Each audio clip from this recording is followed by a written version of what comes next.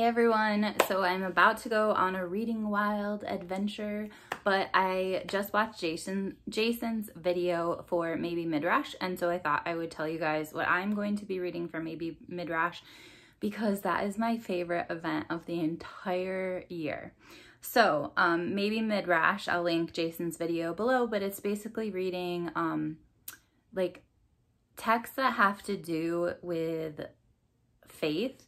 But sometimes it's also like literary fiction or other things that where faith is infused into there, or maybe it's a retelling of something. But yeah, anyway. So I kind of take this broadly to include religious texts as well as ones where faith is infused into the work. So the first thing that I will be reading, and I've already started, is The Religious Sense by Jusani. Basically, this is kind of like my book that I read a small section of every morning, just for kind of like growth and reflection. And so this one I've already started, but I will be continuing it in May, because even though it's very slim, I read it so slowly that it will not be finished by May by any means, or anywhere close to it. And then I picked 4 nonfiction books, 4 fiction books, and 1 play. So my first nonfiction book is a book that I'm going to be doing a buddy read with Kim, and it's Islam. It's by Karen Armstrong, who I think I was introduced to last May, and I love her so much. I want to read everything by her, and I have not read this book at all, and I don't know that much about Islam either, so I thought that it would be good to like broaden my horizons and learn more in-depth information about different world religions. I think I have a one on Buddhism too, but I can't seem to find it. So maybe I just wanted it and didn't buy it. I don't know. Then I have 2 feminist nonfiction books. One is called When Women Were Priests, and this is apparently written by a historian. So it should be like pretty cool to hear about, like, were women allowed to be priests back in the day? And yeah, I don't know. And then I was also thinking about it this morning, because in Jason's video, he was talking about how his pastor was a woman. And I was like, oh, that's so cool. And then I was like, why is that cool? Like, women can be in any profession they want, and yet it seems not really radical, but like, I guess unusual, or it's not something that is common in my faith background or even allowed, actually. And so, yeah, anyway, I was just kind of reflecting on that, about how backward it is that women are not allowed to be priests or pastors in some faith groups. But I'm interested to hear more about the history of that. And then I wanted to read this for a long time, The Dance of the Dissident Daughter by Sue Monk Kidd.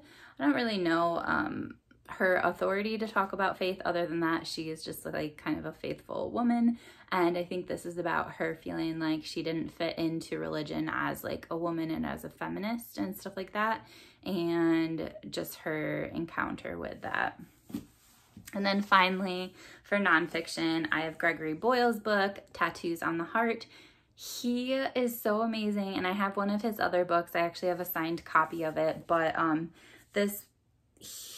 I don't know. I'm excited to see what this book is about, but basically, like, he's a priest that like does the work that needs to be done. So I can't remember if he works with gang members, homeless people, or kind of both, but he is like in a very seriously dangerous area of the country, and he helps men, and I just think he's like the most amazing person, and like he's doing the work that needs to be done, and I feel like he's living like a Christian life as like how it's meant to be lived, I guess.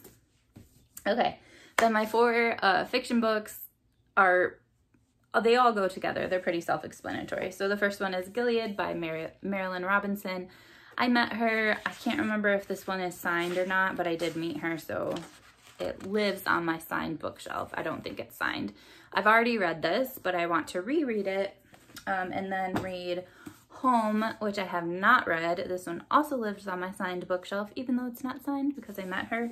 And then the book that got me like hooked on Marilyn Robinson is Lila. I adore this book. But again, I'm going to reread it because I just want all these characters fresh in my mind and stuff like that.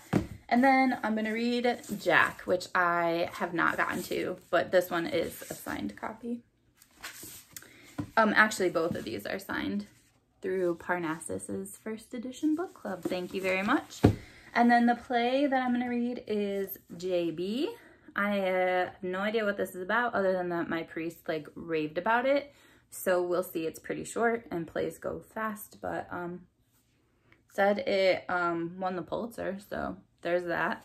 Anyway, those are the books that I'm gonna read for maybe Midrash. I'm curious if you guys are participating, and I'm also curious, like, I guess like this kind of has like a Christian tone, but that's not at all like what it has to be. And so I'm interested if there's any people from other faith backgrounds that are interested in participating, including atheists. I know that some of the best like content for maybe Midrash comes from atheists, or at least one of my friends who I'll link below, Lukash, does amazing videos during this time of year, actually all the time. But anyway, that's what I'm reading for May, and I will see you guys later. Bye.